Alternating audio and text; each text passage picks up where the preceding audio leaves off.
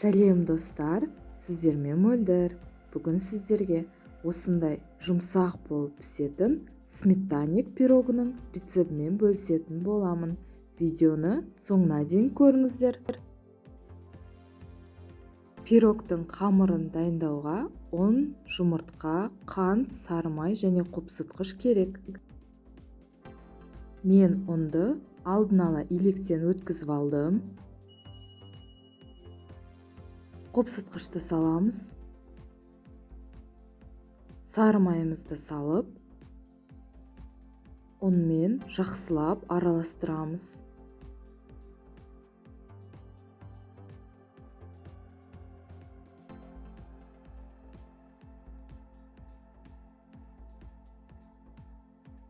Осындай крошки болу керек.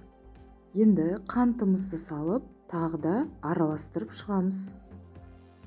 Қант бір келкі аралас болған соң, жұмыртқамызды салып, жұмсақ қамыр илейміз. Дайын болған қамырымызды салафанға салып, тоңазытқышқа 15-20 минутқа қойып қоямыз. Оға дейін пирогтың салмасын дайындаймыз. Салманың құрамына қаймақ, жұмыртқа, қант ұнтағы және жүгері крахмалы керек.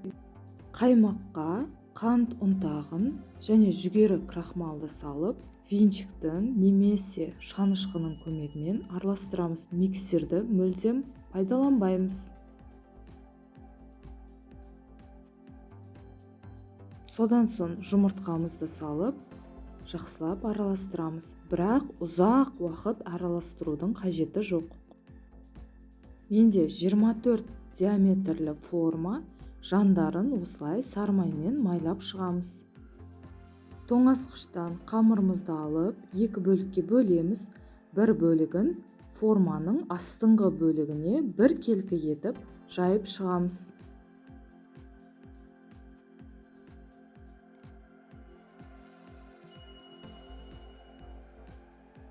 Екінші бөлігін жандарына осылай қойып шығамыз.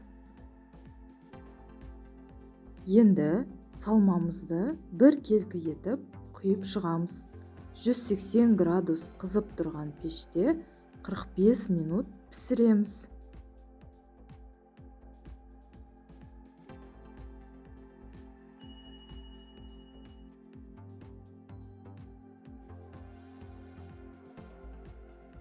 Пирогымыз пісті. Осылай пышақтың көмегімен жандарын кесіп, формадан босатып, толықтай суытамыз. Формадан босаған пирогты тоңазытқышта шамамен 2-3 сағаттай суытамыз. Міндетті түрде жасап көріңіздер. Отбасыларыңызға ұнайтынына сенімдімін.